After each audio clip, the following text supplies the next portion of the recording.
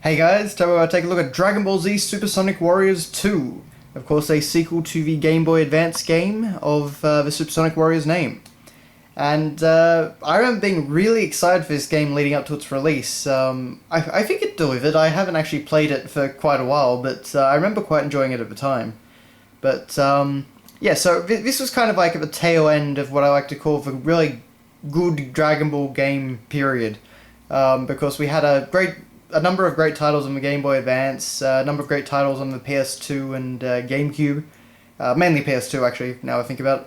But, you know, it was actually a pretty good time for Dragon Ball games, and this was just kind of at the tail end where we were transitioning into a new generation. This was the first DS-based Dragon Ball game. But, yep, so on the front cover here we've got a number of different images, just kind of hodgepodged around really. It's a bit strange. So we have, for some reason we have Frieza in the center.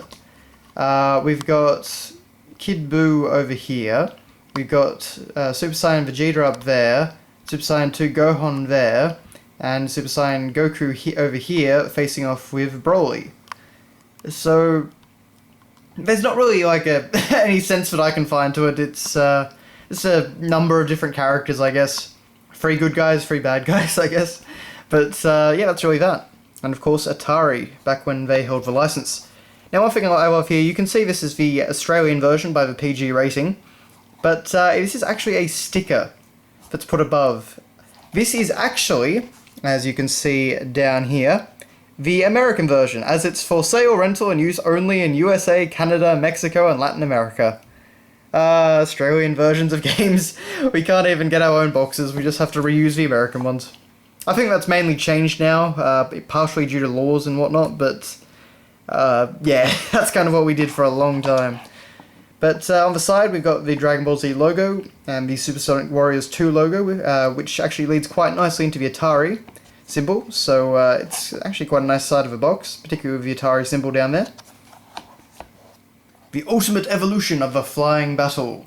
And that's basically what Supersonic Warriors was all about. You were pretty much always flying around, and it was a strange fighting game, but you know, a pretty neat idea.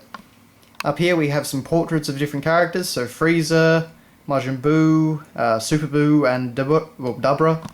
And, you know, Smashing Sequel puts full power of Nintendo DS in your hands.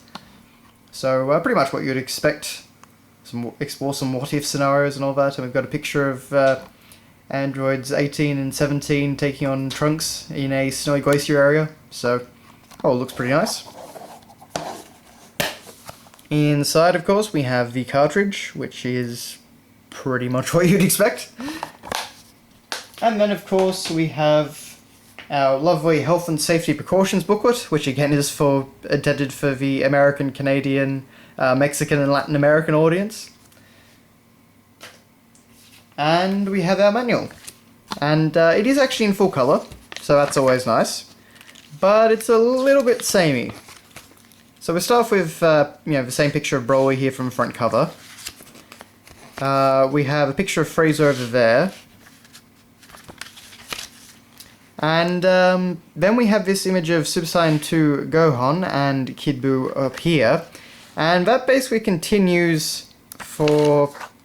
okay, not on this page, but basically they recycle the same image, for the same 3 images over and over and over. So then we're back to Goku and Broly over here and stuff like that. So it's a little bit dull, but it does have a number of full color screenshots showing off the game, how to play, of course.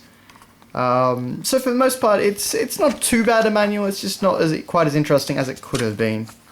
So no character synopses or anything, you know, particularly interesting like that. All the credits, of course. Atari websites.